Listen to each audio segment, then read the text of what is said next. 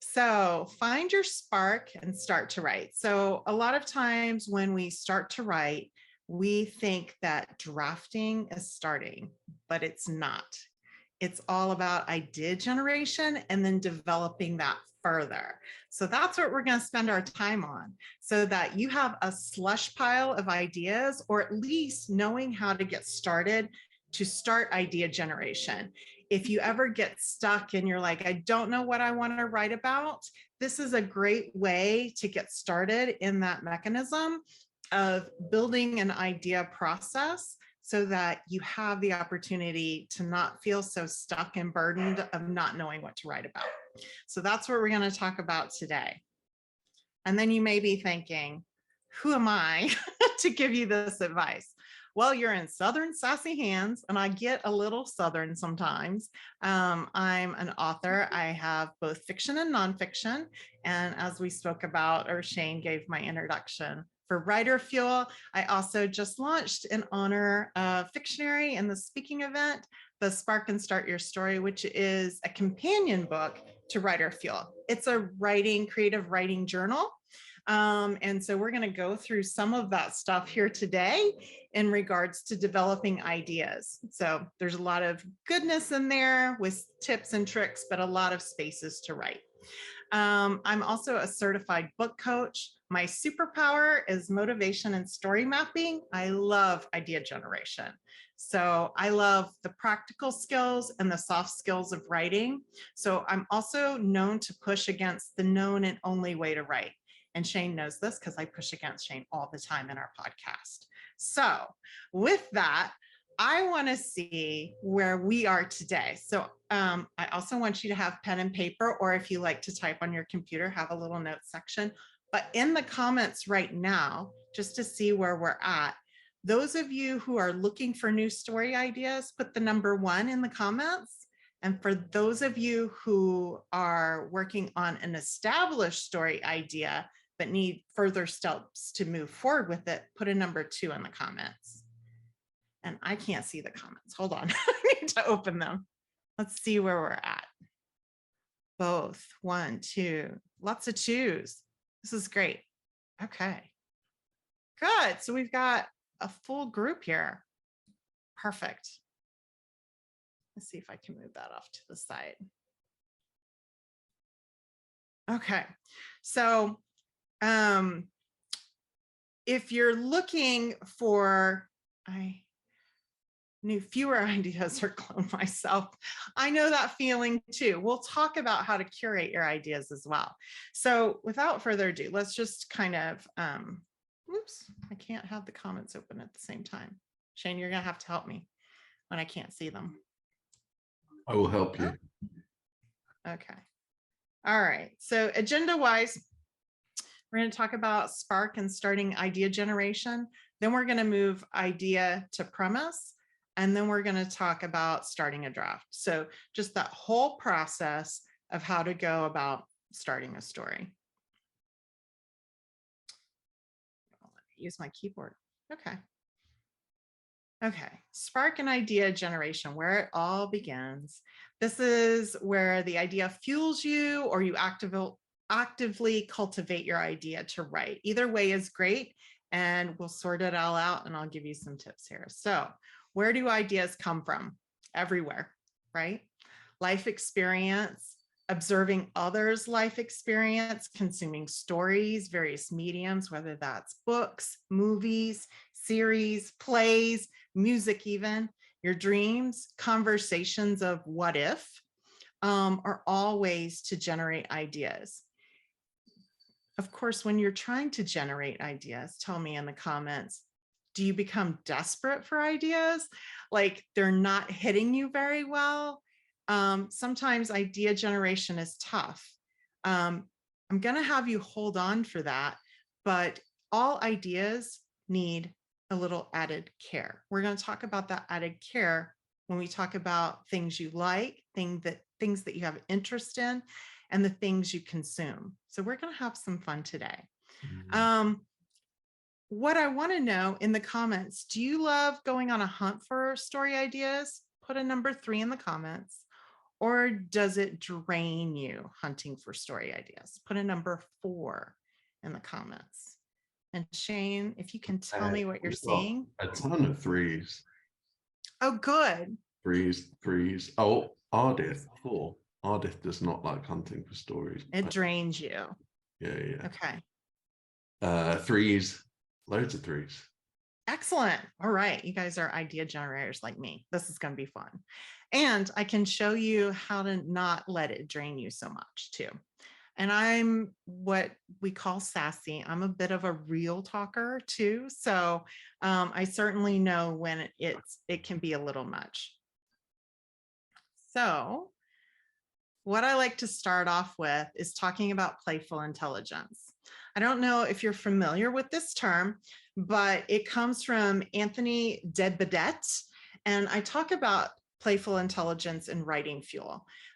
What it is, as you can see here across, is it's deliberate imagination. It's about play, but it's purposeful playing, not recreation playing. And it allows for experimentation. So the idea of playful intelligence is carving out time to play, just like when you were a little kid and you had time to go to the playground, right, in school, or you had certain time, within your house that you were allowed to play, or within your room. This is the same concept, except for adults in idea generation. And what it does is it allows you to play without feeling heavy burden of output. Let me say that again, heavy burden of output.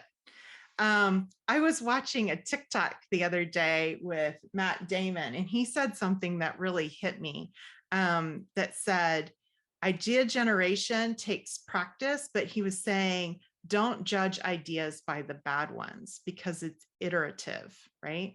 So sometimes you think you have a bad idea, but if you keep working at it, it becomes iterative, and all of a sudden something that you thought was bad has potential and legs, right? So just think of playful intelligence as the opportunity to sit down and really work on an idea and just have the freedom to list it out. So let's talk about feeding that idea machine. Yeah. Okay. So how do I do that? I want to know from all my threes how you do that. Can you tell me how you're doing that in the comments? Because there's a couple of ways to do this. You can free write in morning pages. You can do lists. You can use idea generators. You can use creative prompt journals, writing journals, and fan fiction is really great for this. So if you're not familiar with these things, I'm just going to break them down really quickly. Free writing is where you write under a time limit, do a brain dump of any and all topics. It's not purposeful in terms of like writing sprints when you're writing on your particular story. This is free writing.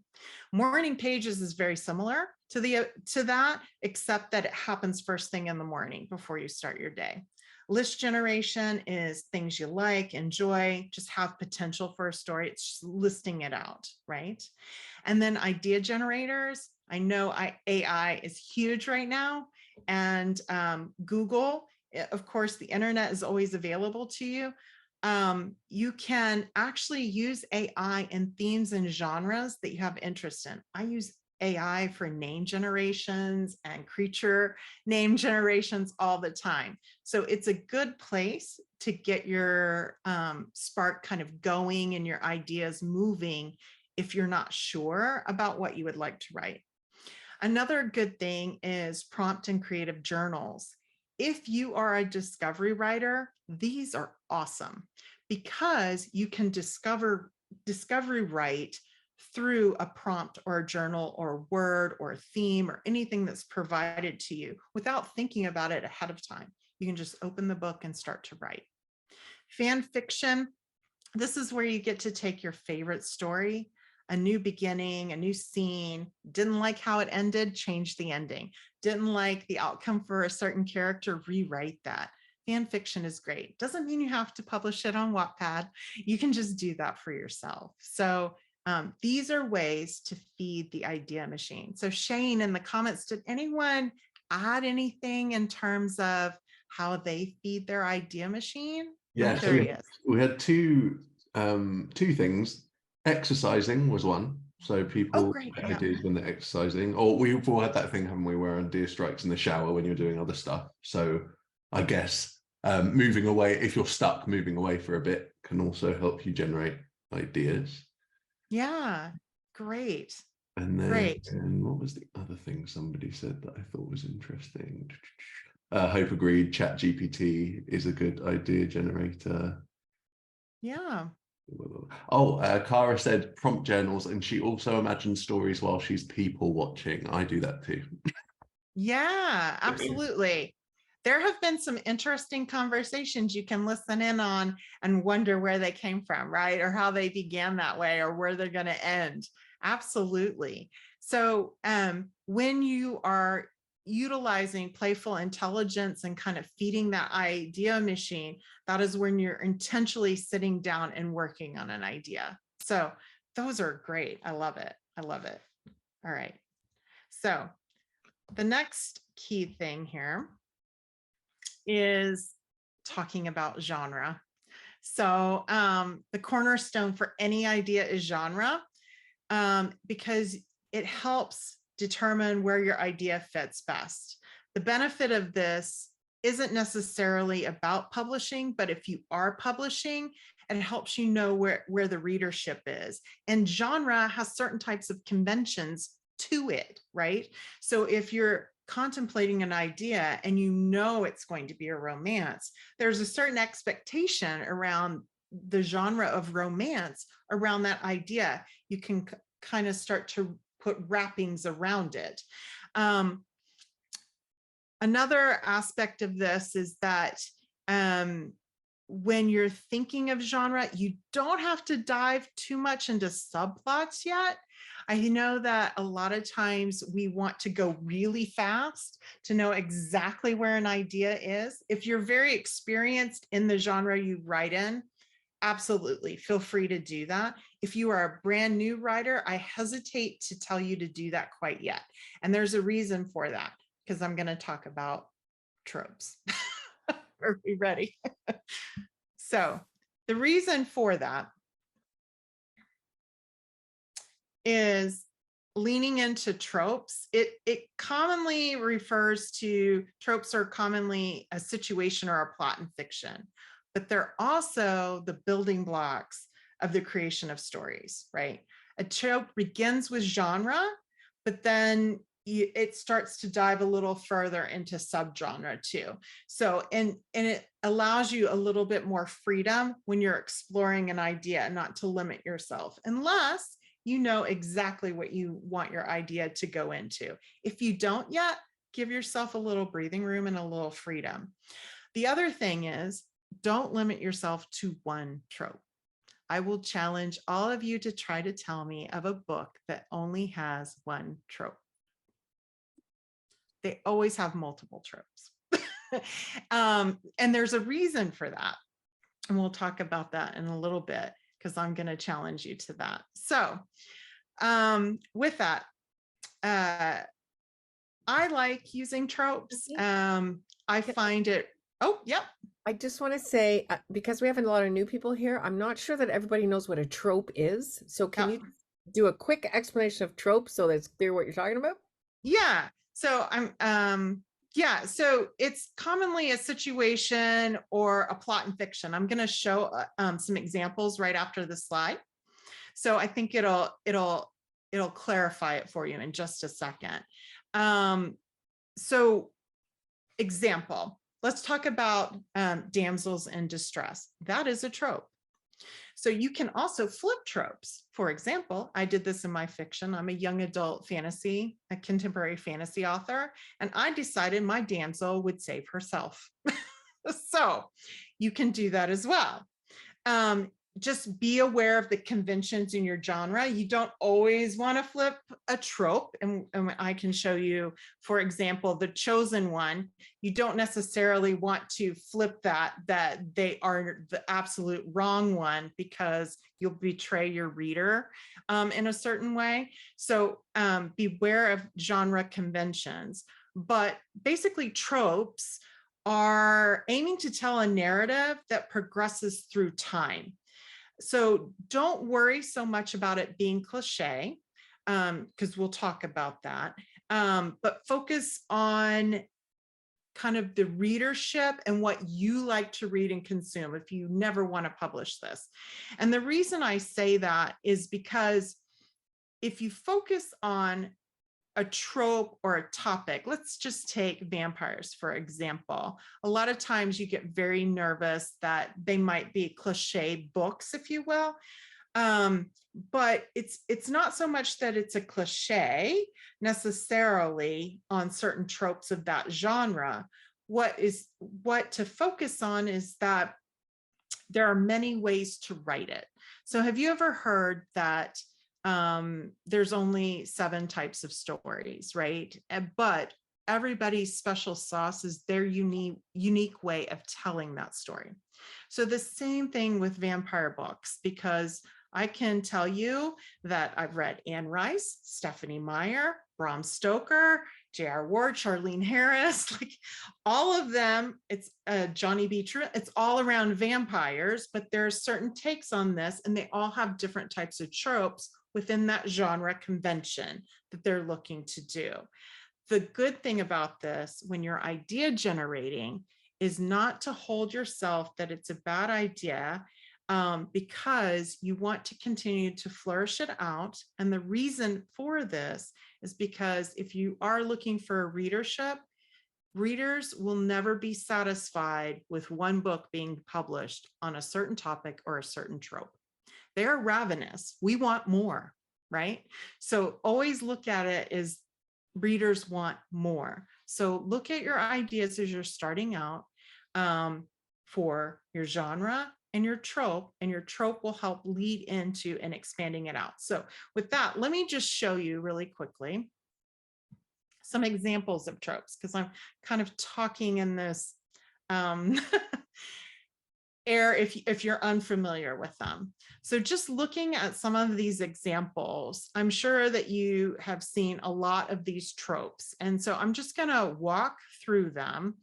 And you can also do a quick search on a particular genre of what common tropes are within that genre. So for example, we've got enemies to lovers, found family, love triangles, the defective detective. That's one of my favorites, the underestimated detective, really. A lightning strike moment, a femme fatale, good versus evil. You can kind of see this list, the mentor, the quest, the redeemed villain. All of these are very different types of tropes under different genres. And sometimes you can use these tropes across genres. And of course, I talked about using multiple tropes. Does that kind of help explain some of the examples of tropes? Okay, good. All right. So with that, let's do something. I've been talking for a few minutes here. So I want to take a minute and a minute or two, and I would like for you all to make a list. Just a quick list, could be 5 things, nothing too complicated. Things you enjoy, okay? And then in addition to that 5 list, write down genres you like and tropes you like, okay? We're doing purposeful, playful intelligence right now. So let's write. Love it. And Angelique said, love Trope Talk. A couple of resources that really helped me understand the importance of tropes and ways to use them were Jennifer Lynn Barnes's discussions on creating id lists. I've read that, that's good. And T. Taylor's book on identifying and using universal fantasy. The name of the book escapes me. I think it's 7-Figure Fiction, something like that. Oh, good. Yeah, that's a good one. Yeah, that is a good one. Bright yellow cover. I remember by the color of the cover, but it's a good one. Right. Yeah. Now is the time to relax a little bit. So drop those shoulders, unclench that jaw, let your tongue drop. And just have fun with this exercise. Yeah. Hey, does anyone want to start putting their lists into the chat? We want to see what you enjoy. We want to see what genres and tropes you like.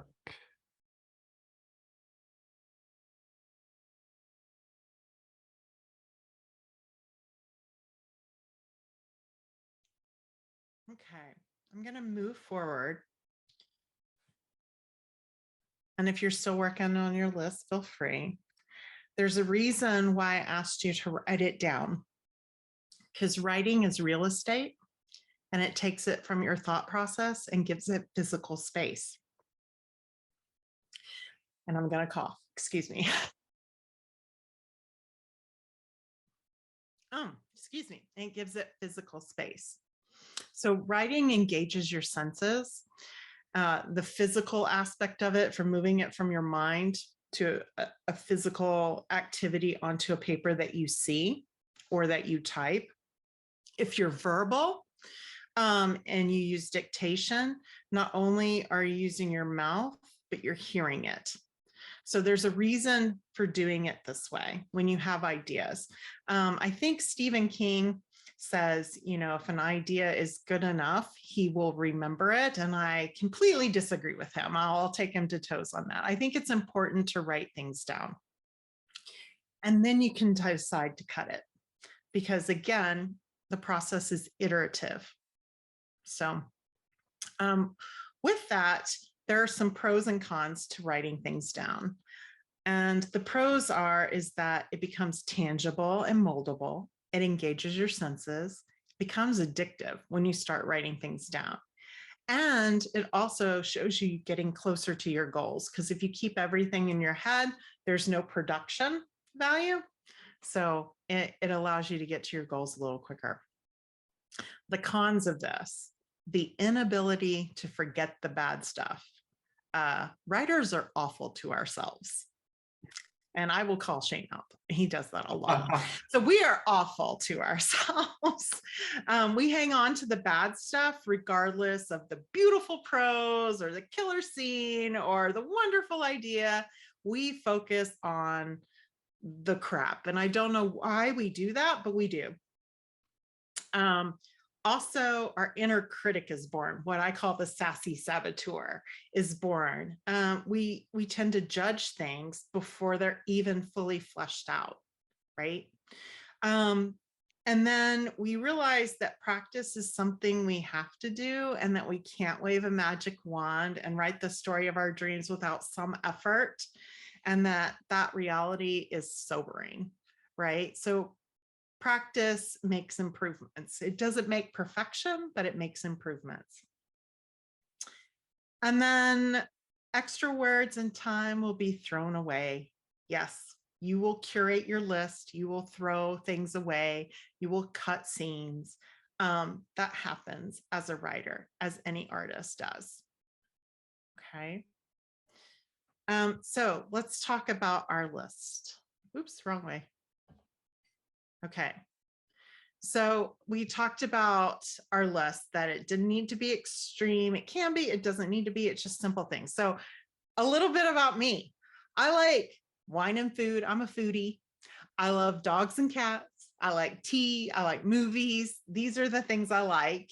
And my favorite genres are romance, mystery, and fantasy. That is what I read, what I consume. That's what I enjoy.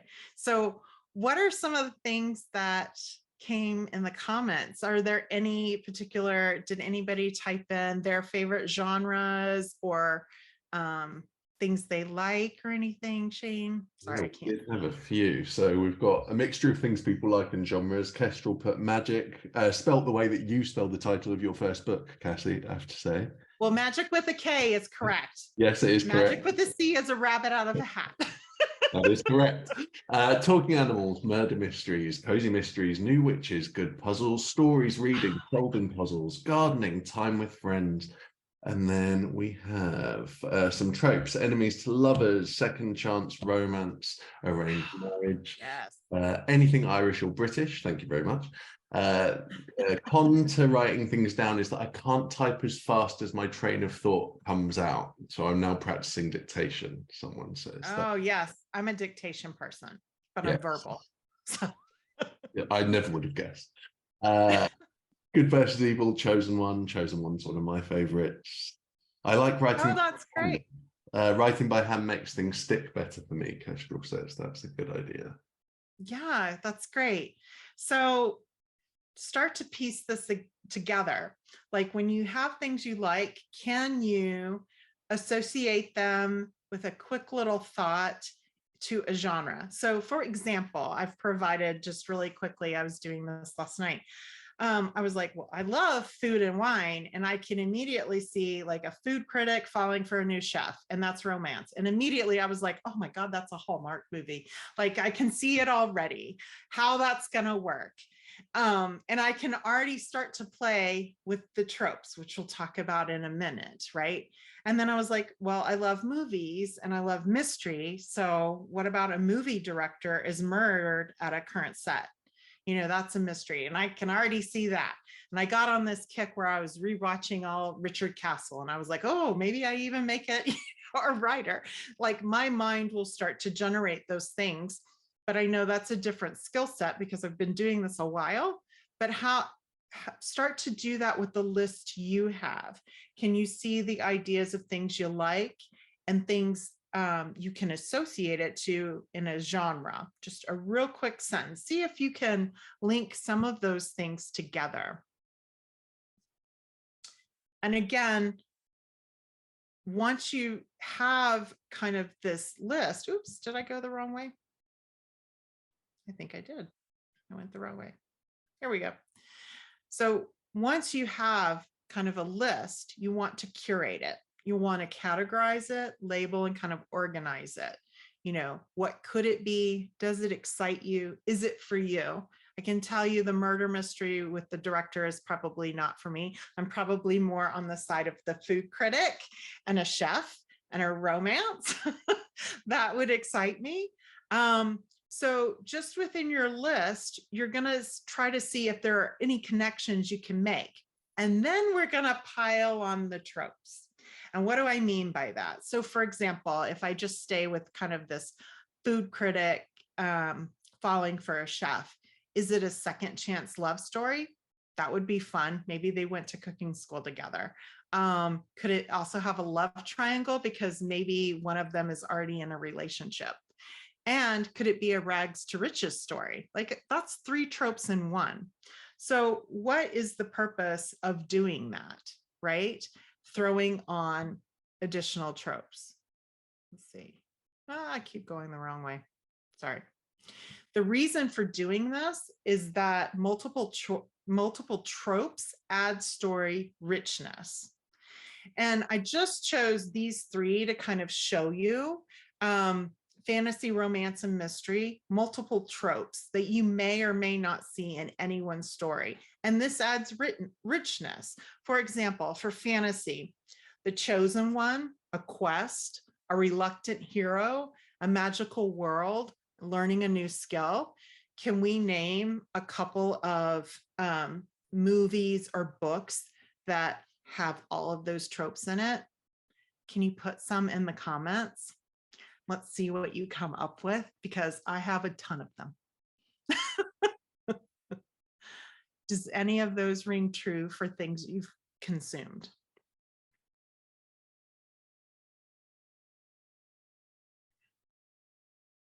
So I'm thinking Harry Potter. I'm thinking Star Wars. I'm thinking Indiana Jones, possibly. Maybe not so much the magical world, but learning skill. Star Trek, any of those. So you've got a lot of opportunity there, right? I don't know if are there any in the comments, Shane? Yeah, we had Percy Jackson, Yes. Rings, The Matrix, who's a person. Yes. Yeah, great. Romancing the Stone. Yeah, all good examples. Yes, the quest, the reluctant hero, absolutely. Romance, here's a couple. Forbidden love, a secret royalty, a fake relationship, enemies to lovers. You could choose any 2, any 3, all 4. Does anything come off the top of your heads for that one? I immediately start to think Shakespearean, with Romeo and Juliet for forbidden love and almost enemies to lovers, right? Because their families are warring. A secret royalty. And I look at this and I go, oh my gosh, this is my YA contemporary fantasy subplot immediately. For mystery, unreliable narrator is very common. A closed circle of suspects, like all of a sudden there's a body and somebody in this room did it. Very common. A misjudged death, meaning, oh, it looks like a suicide. Oh no, it was a murder. That's a misjudged death. A detective team up as well. So this, you could have all of these within a murder mystery. And automatically, can you kind of feel how it adds to story richness by adding on multiple tropes? Okay. I keep going the wrong way with my wheel here. All right. So when you start to add on multiple tropes and you're playing with your interest and idea, now it's time to narrow down the idea list and pressure test it. So there are some pros and cons to this with pressure testing your ideas. And like anything, I like to be pretty direct. The cons, let's start with them first this time. The fear you're throwing away a diamond in the rough. You're so scared to cut it off. That's okay. It's okay to cut it off. If it's really a diamond, it might show up in another facet for you later. Anxiety that you can't tackle a specific topic. You can research topics. So don't let anxiety get you up front. Becoming overwhelmed with a list. It's really helpful to categorize, narrow down, and pair it. Because if you just keep listing and listing and listing, sometimes that gets overwhelming. It depends on your personality. I'm very much someone who says, do what works for you. And sometimes when you're learning your process, you don't know what works for you yet. So test it out. A long list give you anxiety and it doesn't work for you, start to pare it down and categorize it. Maybe consider categorizing by genre, maybe consider categorizing by a main trope. And then the other con we talked about is it's been done before by someone else.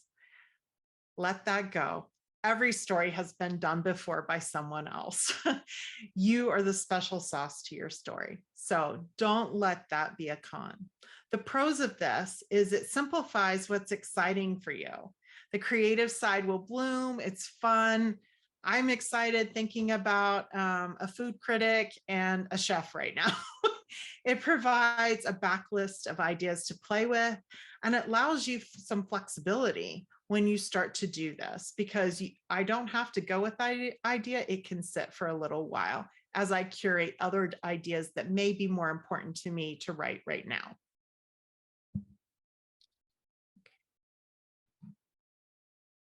All right, so let's get on to the key topic here. We've got a semblance of an idea.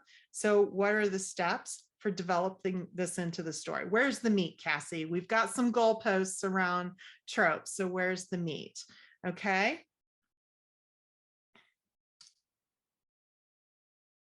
So the conversation is the idea of full story.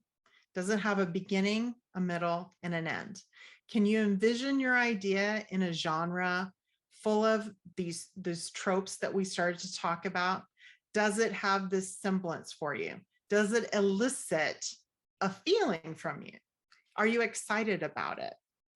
Does any of the ideas we started today just hit in the comments? Are any of them kind of exciting for you to kind of look at and work with a little more? Any yeses in there, Shane? Harriet said yes, yes, yes. We have yeses. Good. Yay, good. So let's talk about a feeling, because feelings drive themes. So we're going to talk about themes for a minute. Themes provide the meaning for a story. You don't always need a theme up front. In fact, sometimes during your drafting, you discover your theme and it might evolve further. But themes basically are what I call a one summed up in one word. It is power, coming of age, good versus evil, survival, redemption, love, family, friendship. And it's usually linked to an emotional growth of a main character. Feelings or themes is how I relate themes. Okay. So looking at kind of these themes and how you're feeling about that, maybe write down particular themes that you would like to look into even more. And that might be something to add into your tropes to add further story richness and a guide as you write and draft. We'll get to the drafting in just a little bit. But what we want to talk about is a premise. And sometimes premise and themes get confused. So I want to talk about this a little bit. So a premise is the foundation of your story. It supports your entire plot. It's the connectivity to your story. And it can be the expression of your theme, but it's the idea behind the story of what you're writing about. So I thought this was really well summed up by a screenwriter. His name is Andrew Oy, and he said it best because a lot of people will confuse premise and theme. Again, I look at theme as feelings and summed up in one word. A premise is a little more. It's usually a sentence, and we're going to talk about the development of that sentence, if you will. But he says premise and theme are cousins, not twins. And that premise is the subject of the story, and theme is the meaning from the story. And I love that. So again, the premise is the subject of the story, and the theme is the meaning from the story. So as we're moving on in our idea development, how can you tell what road to take unless you know where you're going? So let's talk about premise. So establishing a premise, it's the gem that you need for marketing materials. It's the gem where I go, Shane, this is what I'm writing about. This is my next book, versus giving him like a really lengthy 20-minute conversation of what I'm writing about. It helps you condense it down, right? That's what a premise does. And creating a premise at the beginning allows you to drive your actions for your character. So plot is what happens and story is how it happens, and that's character involvement. A premise is a one-sentence statement as you start. It can be a universal truth, an expression, a cliche, but let's make it stronger and make it work for you. I like to have a premise in a very specific way. So I'm going to show that to you. But before we start writing it out, you need to know what the elements of a premise are, the essential elements. Now you have an idea, you want to build it, you want to see if it can go somewhere. The best way to do this is to work within essential elements of a premise. And this is where you've already started thinking about genre. That's your foundation. Now you need to think about setting, time, place. That gives you an anchor. The internal, external conflict is fuel. You'll need that. You'll need conflict, because stories without conflict are not stories. They're boring. They're just a timepiece, right? And character is king, right? So story is driven by character and how they react. So you need a protagonist, an antagonist, and right now, just focus on side characters to help explain motivation. If you want to write an epic fantasy and you have a huge cast of characters you want to add, just look at the ones that are supporting your protagonist and your antagonist for right now in your idea, okay? And know that with your idea, you're gonna have to take a side, okay? So a lot of times we go, well, which way do we want to work this idea? You have to make a decision, Or you're going to kind of go back and forth. Or you can take this idea and make two different decisions on two different pieces of paper. But you need to make a decision. Your premise is a conviction and it can't be a question. Okay. I'm going to show you how to work through this. And if you're a discovery writer, this won't ruin it for you, I promise, because I discovery write short stories all the time. And I use this as a goalpost to help me in my writing sessions. It doesn't tell me exactly the road I'm traveling. It just gives me that the starting point is here and my ending point is somewhere out here. Okay, so this will not ruin it for you. If you are an outliner, same thing, gives you your starting point and your ending point, and you'll start to outline all the directions of where you want to get to, okay? Or a combo of the two. All right, so how do we write a premise? It starts as a sentence. You want to identify your protagonist in two words, an adjective and a noun. What they want, a goal, the core conflict in the study, situation or crisis. And of course, if you're going to use this in pitching processes, your unique special sauce, your perspective on it, something simple. So I figured that's not enough. Let's show some examples of this. So on the right-hand side, you'll see a couple of examples. The first one is a tragic love story that explores the themes of wealth, class, and the American dream as a wealthy man tries to win back his lost love. That's The Great Gatsby. And then the next one, we'll break this down in a minute, is The Hero's Journey, where a young girl volunteers to take her sister's place in a televised fight to the death event and must use her wits and skills to survive. The Hunger Games. The last one, because I just watched this on TV, a revenge story where a kind and trusting man is betrayed by his friend for power and is wrongfully imprisoned, assumed dead, and forgotten. The Count of Monte Cristo. So can you see right at the beginning of all of these premise sentences, we start with a trope. Do you notice that? Tragic love story, a hero's journey, a revenge story. You can take that out, certainly, but it tells you what this story is about, right? Tropes tell you what your story is about. Now, we talked about layering on tropes. It's good to have a main trope that's driving your story, right? This is your goalpost. Second, you'll see that each protagonist that's listed here, I don't have a name. Katniss Everdeen is not on here at all, right? It's a young girl, adjective noun, a wealthy man, adjective noun, a kind and trusting man, adjectives, nouns, right? Okay. And there's the goal. One wants to win back his lost love.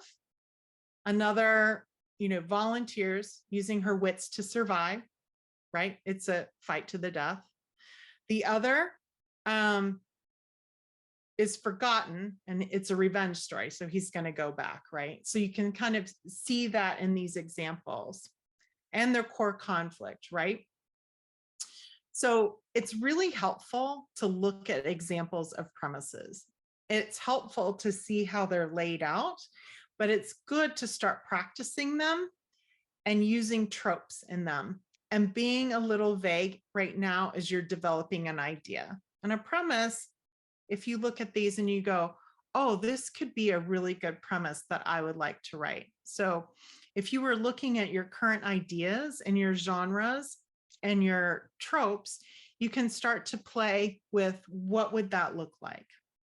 Would it be an enemies to lovers, where a young food critic, and I'm just going off the top of my head here, is taken back, lost all her money and her credibility, and wants to redeem herself and her reputation, something to that effect. You can start to just draft that out. and look at your ideas on how to write a premise, and just start to play with writing one out before you ever draft anything. Okay. How does that feel to everyone? Does that make you nervous or excited? 1, if it makes you nervous. 2, if it makes you excited. In the comments. I'm just going to time check you as well. We've got 8 minutes, but yeah, 2s. We have lots of 2s. Both. Kayla said both. Okay. 2. This is so clarifying. Good. We have 1-1. We have 1-1. Okay. Yeah, it can be a little terrifying when you start to play with these sentences where you're like, I'm not sure, yet of what the goal is, what the situation crisis is. But if you start out with your trope, do a blank, try to figure out, if your protagonist is male or female, to put that there. You can do a blank and you can start to fill that in as you discover, right? I do that as well. So I just wanted to put that out there. Okay. So starting a draft. This is going to be my quick part as we're wrapping up, because I wanted to talk mostly about idea generation and moving that idea to a premise. So starting a draft, we want to shout it out, right? It doesn't mean that the public has to be aware. It can be a different level, but speaking about idea gives it weight and momentum. Getting it in the public, whether that means talking to your critique partner, talking to a writing tribe, do that because it's motivating you. Don't do it in a big public forum if it's going to feel like a lead balloon. The point is, ideas die in secret. So stake your claim, write it out, talk about it if this is an idea you want to move forward with. That gives it momentum and it makes it exciting for you. Now, drafting 101. It's time to start playing, all right, and laying down some words. So whether that's outlining, discovery writing, a combo of the two, you've got your goalposts, you've got your premise, and it gives you a roadmap, okay?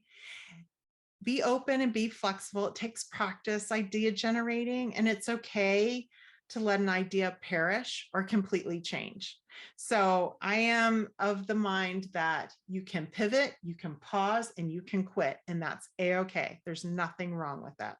And if something's not working and you're like, this is my idea, write from a different point of view, work from a different character's point of view, move the setting to a new place or change the location, add an event that wasn't there before, or remove an event. Have a character respond the opposite of what's expected, especially if you're writing young adult. Happens all the time. We change our minds, right? So that may motivate you and find something new if you're stuck. And then I also like to think that there are levels of drafting. We do this with editing. Why not with drafting? So the way I draft personally is I draft to tell me the story. Tell the story to yourself first. No one ever sees it. My second draft is all about showing. I want to start layering in the things that show the story. Oops. And then third, I'm looking for the story to be cohesive, and that's my cleanup before I start rolling into editing. So I like to look at drafting in different levels, and that helps me, and it adds less pressure. So I'm here at the end. So I'm going to say, and I'm going to be sassy about it, that motivation and practice will beat any talent every day and twice on Sunday. That's a Southern saying. So enlist your support team, specify your goals, practice, practice, practice, because it makes improvements. And of course, Christina, give yourself kindness, and I'll add a little grace in there, and make the rules for the success in your writing journal. Your chapter 1 is not someone else's chapter 20, and it doesn't need to be, right? This is your journey. Enjoy it and give yourself some grace, and know that idea generation is all about practice. And the more you do it, the more it happens, and you'll have a team of ideas sitting in a folder somewhere. So with that, in case you're like, okay, I wasn't capturing everything, Cassie, I do have a free workbook that you can grab. And it's about developing your idea into a story premise. You can just go to my website. It's Develop Your Idea to a Story Premise Workbook. There's a QR code, and I'll give this to Shane afterwards. But you can also find me at sassywritingcoach.com. And just thank you. Cultivate your ideas and keep your excitement about writing, because it is an art and a craft. So thank you so much, Christina, and for having me. And thank you, everyone, for participating.